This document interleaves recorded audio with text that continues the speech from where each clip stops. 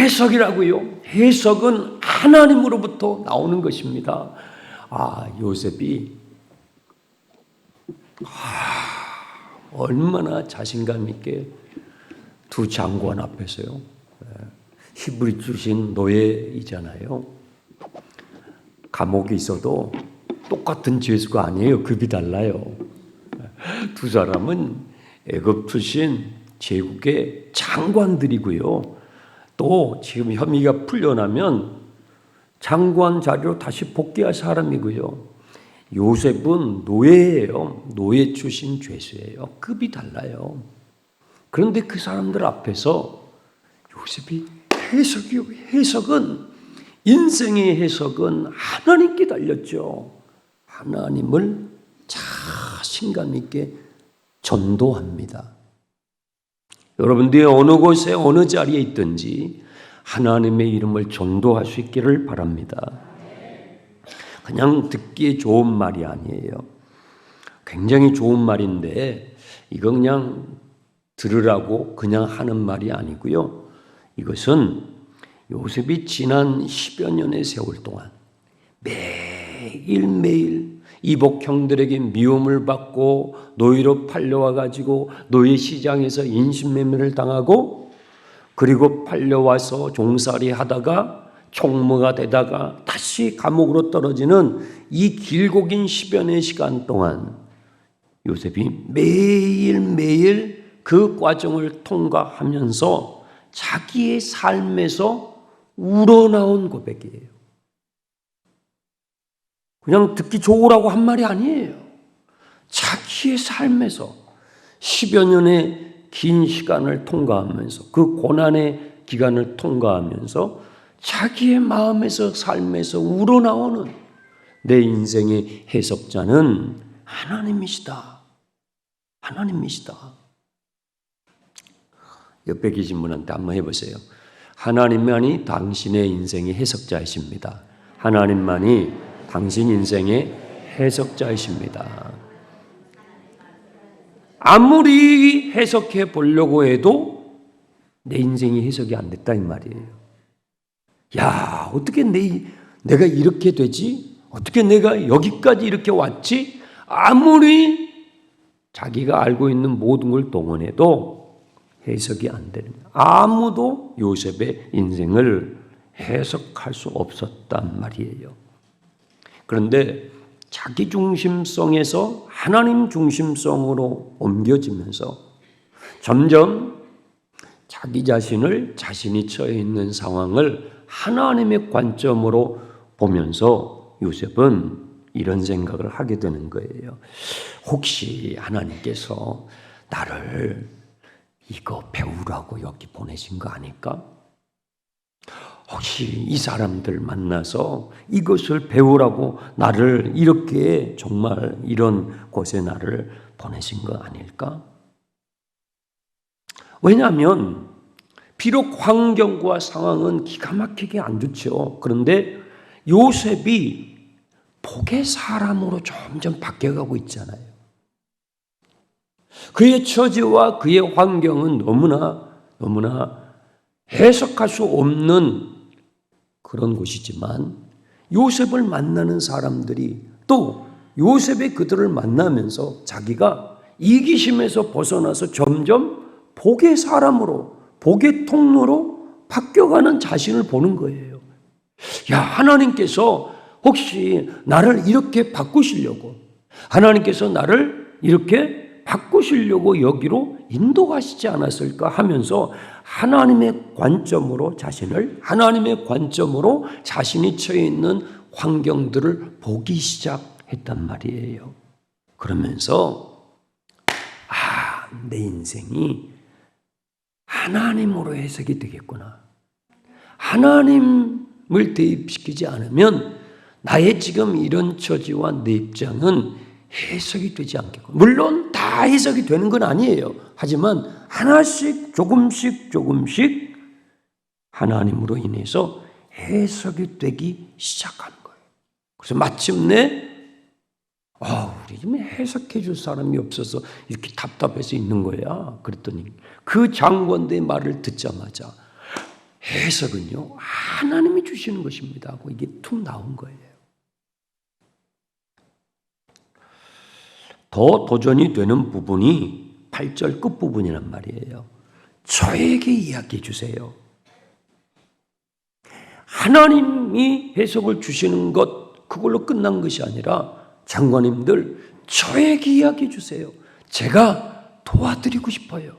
무슨 말이냐면요, 요셉이 꿈꾸는 자에서 이제 남의 꿈을 해석해 줄 수 있는 사람으로 성장하고 있다는 거예요.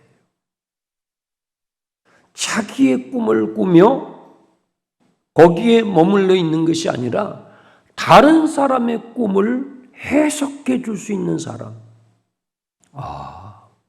고난의 과정을 겪으면서 자신을 하나님의 관점으로 해석하기 시작하더니 이제는요, 타인의 삶을, 타인을 하나님의 관점으로 바라봐 줄 수 있는 시각. 이건 굉장한 변화입니다. 나를 하나님의 눈으로 봐야 옆에 있는 사람을 하나님의 관점으로 봐줄 수가 있어요.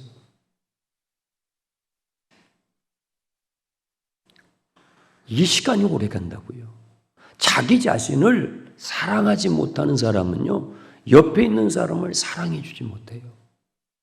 나 자신을 하나님의 사랑의 관점으로, 하나님이 세상을 이처럼 사랑하사 독생자를 주셨으니 누구든지 저를 멸망치 않고 영생을 얻게 하신 이 하나님의 사랑의 관점으로 나를 바라볼 수 있는 사람만이 내 옆에 있는 사람도 그와 같이 바라볼 수 있어요.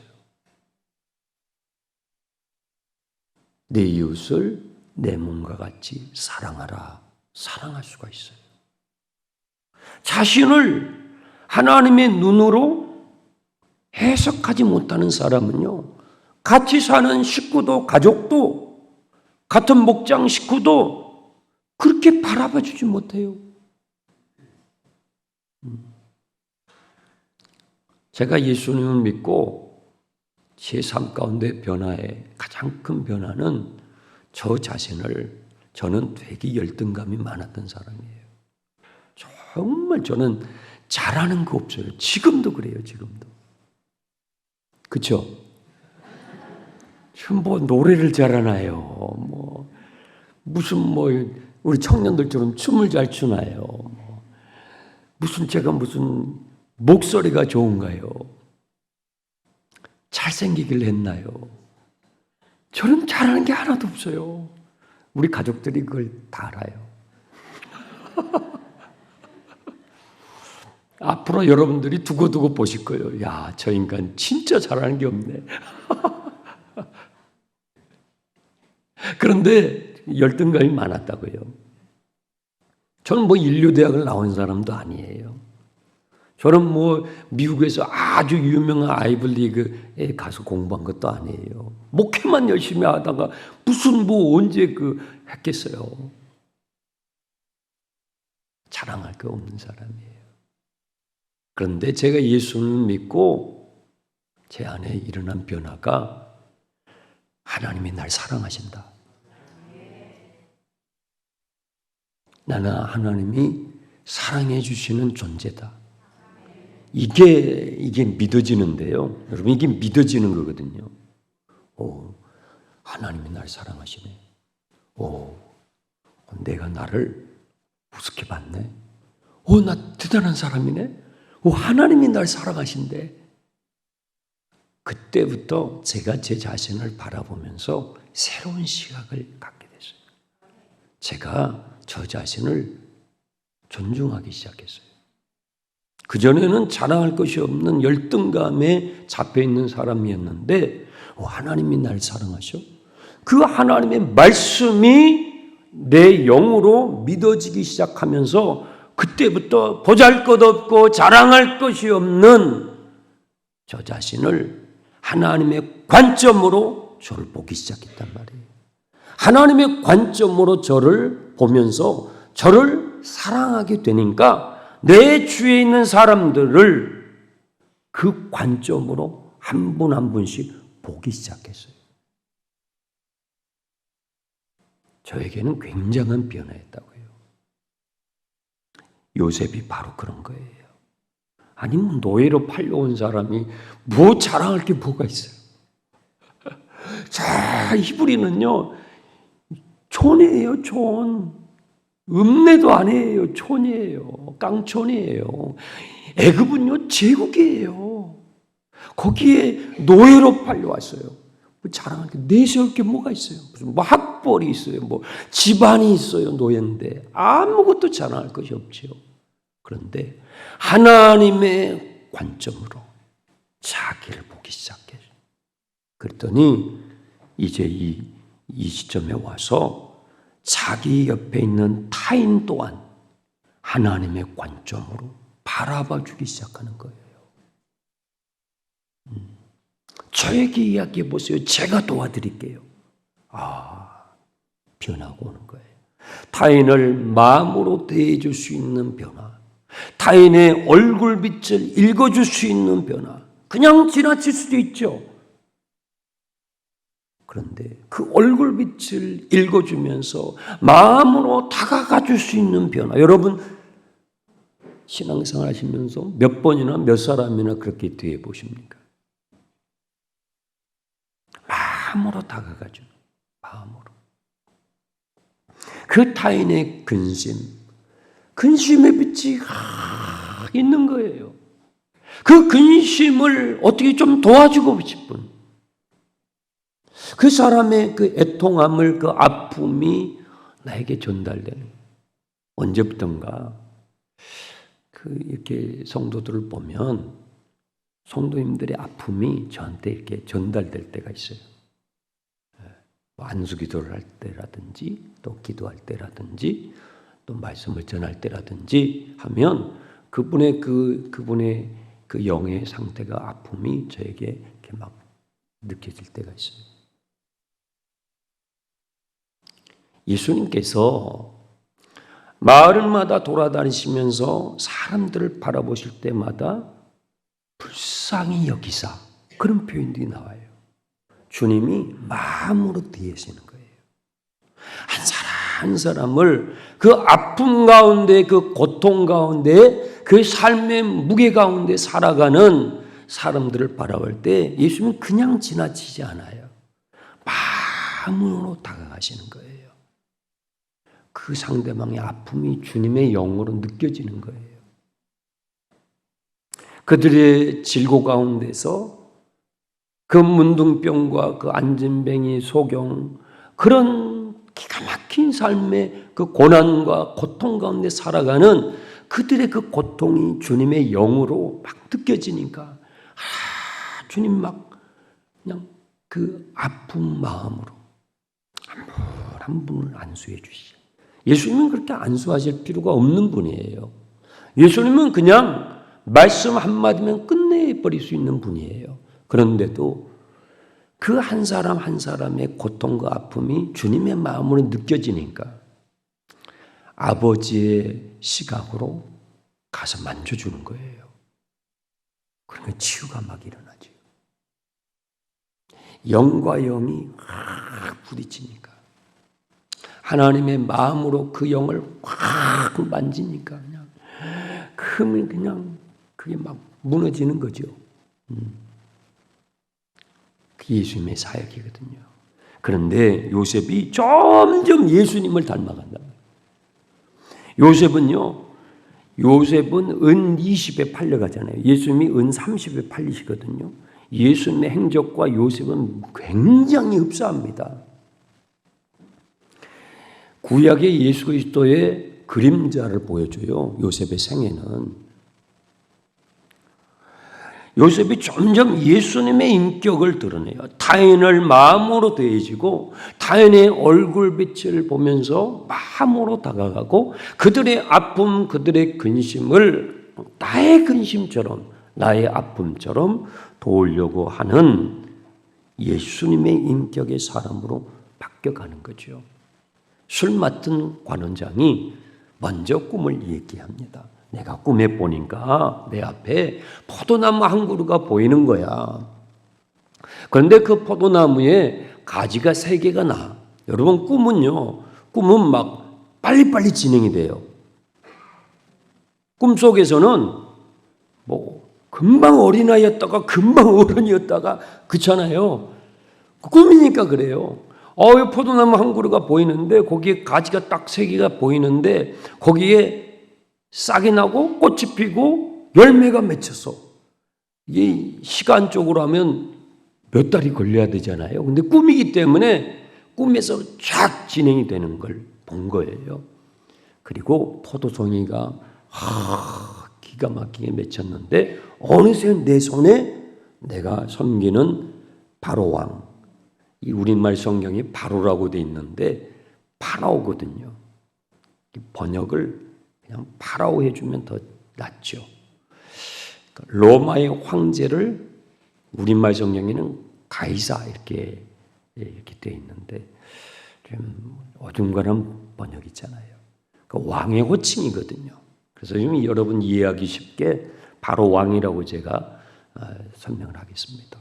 내가 섬기는 그 바로 왕에게 드릴 때에 사용하는 그 잔이 내 손에 있어서 그 포도송이를 따가지고 즙을 잘 짜서 왕께 드리는 꿈이었네.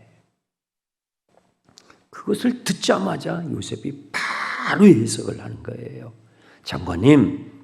장관님께서 꿈에서 보셨던 그 포도나무에 난 3가지는 3일을 의미합니다. 지금부터 3일 안에 이런 일이 일어날 것입니다. 왕으로부터 장관님을 다시 복권하는 좋은 소식이 와서 장관님께서 전직에 하셨던 그대로 왕에게 술잔을 올려드리는 그 역할을 다시 감당하시게 될 겁니다. 축하드립니다. 만약에 이제 그렇게 될 텐데 그렇게 되시게 되거든 꼭 저를 기억해 주십시오. 우리말 성경에 보면 이 요셉이 이 기회를 놓치지 않고 자기를 좀 청혼을 하는 거예요. 14절 당신이 잘 되시거든 나를 생각해 주십시오. 우리말 성경에는 당신이 잘 되거든 나를 생각해 주십시오 이렇게 되어 있는데 이 영어 성경이 또 원문을 잘 번역을 했어요. Remember me, 나를 기억해 주십시오. 제발 나를 기억해 주십시오. 저는 지금 억울하게 지금 여기에 와 있습니다. 저는 억울하게 팔려서 누명을 쓰고 여기 와 있습니다. 이 감옥에 들어올 만한 죄를 저는 지은 적이 없습니다. 억울하게 이 감옥까지 와 있습니다. 장관님께서 복권이 되시면 꼭 저를 기억해 주셔서 바로 왕께 탄원해 주셔서 제가 이곳을 나갈 수 있게 해 주십시오. 이곳을 나갈 수 있게 해 주십시오 하는 이것은요 요셉의 매일 하나님 앞에 드렸던 기도예요. 이곳을 나가게 해 주십시오. 주님 제발 이곳 좀 나가게 해 주십시오. 매일매일 했던 기도예요. 그런데 지금 이 장관에게 꿈을 해석해 주면서 장관님께 반드시 그 좋은 일들이 3일 안에 일어나게 될 텐데 그렇게 복권되시면 저를 꼭 기억해 주시기 바랍니다 하고 자기 청혼을 장관에게 하는 것입니다. 여러분이 술 맡은 장관이면 어떻겠어요? 당연히 내가 만약에 그렇게 되면 당신은 그날로 석방이지. 내가 왕께 자네 청혼해서 내가 보니까 쭉 자네 겪어보니까 자네는 진짜 억울하게 이렇게 왔구만. 자네 같은 사람이 이렇게 감옥에 있으면 안 되지. 내가 도움을 받았으니 내가 반드시 내가 복권이 되면 그날로 왕께 청혼해서 자네에게 나갈 수 있도록 내가 약속하면 입이 닳도록 여러분 같으면 안 하겠습니까? 약속을 하는 거죠. 그 얘기를 옆에서 떡 맡은 장관이 들으니까 어때요? 해석이 너무 좋잖아요. 해석이 뭐 막힘이 없이 해석을 쫙 하니까 3일 만에 이런 일이 일어난다고 하니까 이복에 나도 비슷한 꿈을 꿨네. 내가 꿈에 보니까 내가 떡상을 머리에 일고 있는 거야. 근데 그 떡상이 세 광주리가 내 머리에 이어져 있는데 맨 위에 있는 그 광주리에 바로 왕께 드리는 구워서 드리고 싶은 음식들이 있었어. 그런데 왕께 드리기 전에 새들이 날라와가지고 그 맨 위에 있는 광주리에 있는 구운 떡들을 다 쪼아 먹어버리는 그런 꿈이었네. 요셉이 바로 해석을 합니다. 장관님께서 머리에 인 그 광주리 세 개는 3일을 의미합니다. 앞으로 3일 안에 이런 일이 있을 것입니다. 왕으로부터 장관님을 호출하게 될 텐데 장관님이 판결을 받으시는데 사형 판결을 받게 될 것입니다. 그리고 장관님의 시체는 새들이 와서 뜯어먹게 될 것입니다. 우리가 이 두 사람의, 이 두 장관의 꿈을 저와 여러분이 들은다고 해도 우리가 짐작할 수 있는 것은 술 맡은 장관의 꿈은 어떤 꿈이에요? 길몽이에요. 그렇죠? 우리가 해석의 은사가 없어도, 그렇죠? 몰라요? 그냥 우리가 들어도 이렇게 해가지고 왕께 드렸다고요? 좋은 일이 있을 것 같네요. 우리가 그 정도는 짐작이 되잖아요, 그죠? 그리고 떡 맡은 장관의 꿈을 이렇게 우리가 들어도 우리가 어떤 해석의 은사가 없는 사람이 들어도 뭐예요? 이건 뭐예요? 안 좋은 꿈처럼 이렇게 짐작이 가잖아요. 그런데 요셉과 우리하고 차이가 뭐예요? 차이가 있어요. 어떤 차이냐면 정확도의 차이가 있는 거예요. 정확도의 차이가 있다고. 3일 안에. 정확하게 3일 안에를 얘기해요. 3일 안에 그런 일이 있을 것입니다. 또 하나 차이는 요셉은 두 장관에게 해석을 해줄 때요. 보태거나 빼거나 하지 않아요. 그죠? 보태거나 빼거나 하지 않고 두리뭉실하게 하지 않아요. 정확하게 전달을 하는 거예요. 해석이 정확하고 전달을 정확하게 한다 이 말이에요. 상대방이 생각을 해보세요. 술 맡은 관원장에게 해석하는 것은 뭐 괜찮아요. 기쁜 소식이니까. 그런데 떡 맡은 관원장에게 해주는 해석은 뭐예요? 세상이 사형을 당한다는 거예요. 사형을 당하고 당신의 시체를 새들이 다 뜯어먹는다는 거예요. 여러분이 멀쩡한 사람 앞에다 놔두고 집사님 3일 안에 독수리가 와서 당신 머리를 뜯어먹을 겁니다. 그 말을 어떻게 하냐고요. 못하지요. 그런데 요셉은요. 해석이 정확하고 전달이 정확해요. 더하거나 빼거나 하지 않아요. 상대방이 장관이어도 상대방이 왕이어도 나중에 왕을 상대하게 되잖아요. 상대방이 왕이든 장관이든 쥐고안을 막론하고 하나님의 말씀을 하나님의 메시지를 전할 때 가감없이 전한다 이거예요. 아멘 합시다. 어린 사무엘이 하나님의 메시지를 받아요. 그때 엘리 대제사장에게 하나님께 받은 메시지를 하나도 빼지 않고 그건요 저주에 관한 메시지예요.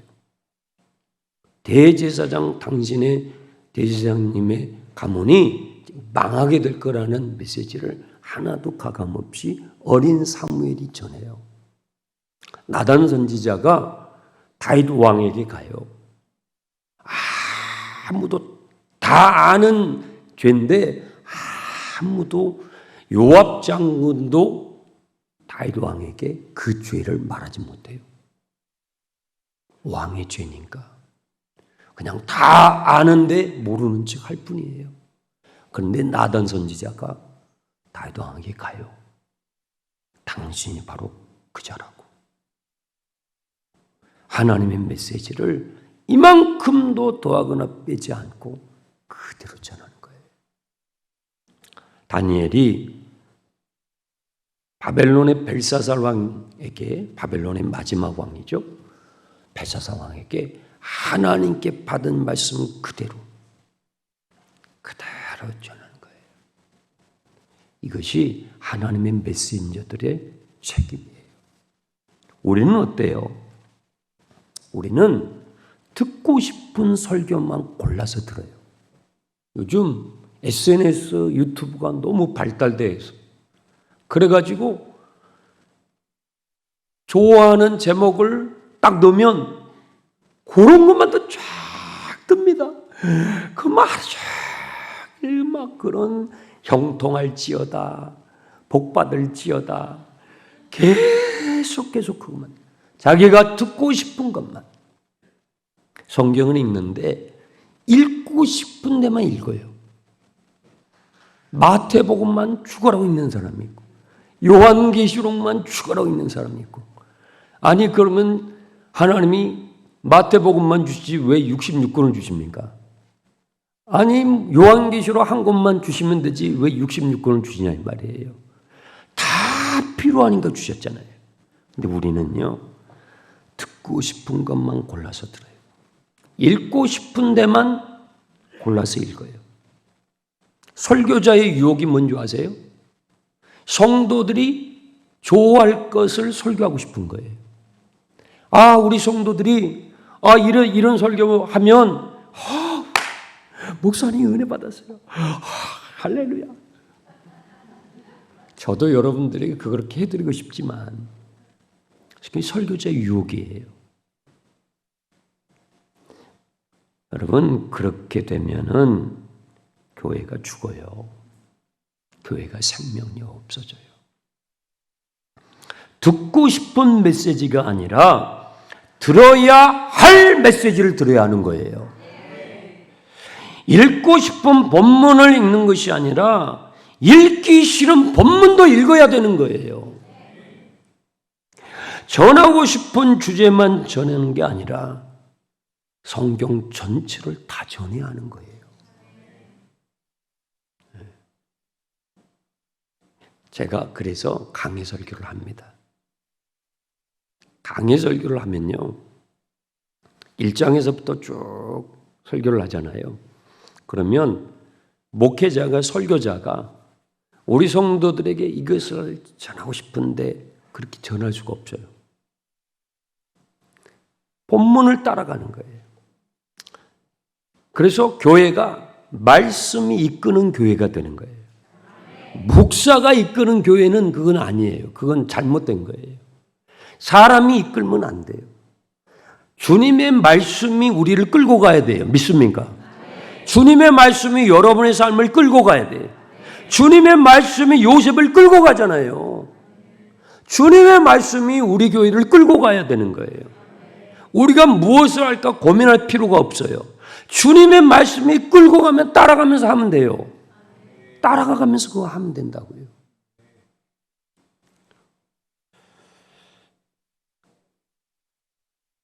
내가 듣고 싶은 축복, 천국, 그런 말씀만이 아니라 심판과 지옥과 형벌과 종말과 듣기 거북한 그런 말씀을 함께 우리가 들어야 우리의 영이 건강하게 되는 것입니다. 한 사람은 살고 한 사람은 죽었어요. 술 맡은 관원장은 그 순간엔 좋았겠죠. 그리고 복권이 됐어요. 떡 맡은 관원장은 얼마나 충격이었겠습니까? 3일 동안 그 감옥에 있으면서 정말 그 자체로 죽어가는 거였을 것입니다. 그런데요, 이게 두 사람 모두에게 공평하게 주어진 기회였다는 사실을 여러분 아셔야 돼요. 어떤 기회예요? 하나님께 돌이킬 수 있는 기회. 하나님께 돌이킬 수 있는 기회. 여러분, 오래 사는 것보다 더 중요한 것은요, 내 생명의 주관자이신 하나님이 계시는 걸 아는 게 중요해요. 여러분, 기도하는 것보다 더 중요한 것이요, 내 기도를 듣고 계시고 내 기도에 응답하시는 하나님이 계시는 거 알아야 돼요. 기도하는 것이 중요한 것이 아니라 그것보다 더 중요한 것은 기도에 응답하시는 분이 계시는 거 아는 거예요. 오래 사는 것이 중요한 것이 아니라 내 생사를 주관하시는 주님이 계시는 걸 알아야지. 두 사람에게 하나님을 알 수 있는 똑같은 기회였어요. 인생의 주인은, 역사의 주인은 애굽의 바로 왕이 아니다 이거예요. 두 장관을 세워놓고 요셉을 통해서 하나님께서 가르쳐 주시는 거예요. 너네들 제국의 장관들이지. 눈에 보기에는 제국들의 강대국들이 세상을 다 들었다 놨다 하는 것처럼 보이지. 그런데 말이야, 인생의 주인은 하나님이야. 역사의 주인은 강대국들의 왕들이 아니고 그 위에 하나님이 계셔라고 가르쳐주고 있는 거예요. 우리의 눈에는 지금도 세상이 미국하고 중국이 다 해먹는 것 같잖아요. 그리고 그 사이에 있는 작은 나라들은 이쪽으로 줄 서다가 저쪽으로 줄 서다가 막 줄타기를 잘 해야 돼요. 그죠? 그 줄타기 한번 잘못하면 막 또 수출도 안 되고 막 물가는 올라가고 고생하고, 이거 도대체 두 나라가 다 해먹는 것 같잖아요. 이 당시에는 애굽이거든요. 요셉을 통해서 두 장관에게 주님이 말씀하시는 거예요. 역사의 주관자는 애굽의 바로가 아니라는 거예요. 인생을 주관하는 이는 애굽의 파라오가 아니라는 거예요. 인생의 주인은, 역사의 주인은 눈에 보이지 않지만 하나님이시다고 가르쳐 주는 거예요. 저는 이 말씀을 묵상하면서 예수님께서 십자가에서 못 박혀 죽으실 때 좌우에 강도, 두 명의 강도가 떠올랐어요. 두 명의 강도는 강도짓 하다가 붙잡혀가지고 자기들 죄값을 치르면서 죽어가면서도 막 예수님을 처음에는 조롱하고 저주했어요. 예수님이 바보 같은 거예요. 당신이 메시아야? 아니, 같이 십자가에 못 박혀가지고 지금 죽어가는 주제에 예수님을 가운데 예수님을 보면서 예수님을 막 조롱하고 저주했단 말이에요. 당신이 메시아야? 한번 내려가 봐. 구원해 보라고. 인간들이요, 인간도 아니에요. 아니, 피 쭉쭉 흐르면서 자기가 죽어가면서도 얼마나 인간이 독하면, 인간은 정말 못됐어요. 그런데 그 주님께서 운명하시기 직전에 양쪽에 있는 강도들과 밑에서 조롱하는 사람들을 향해서 주님이 기도하셔요. 아버지, 저들 용서해 주세요. 예수님께서 그 십자가에서 진심으로 그들을 바라보면서 안타까운 마음으로 기도할 때에 그 옆에서 조롱했던 한 강도가 마음을 바꿔요.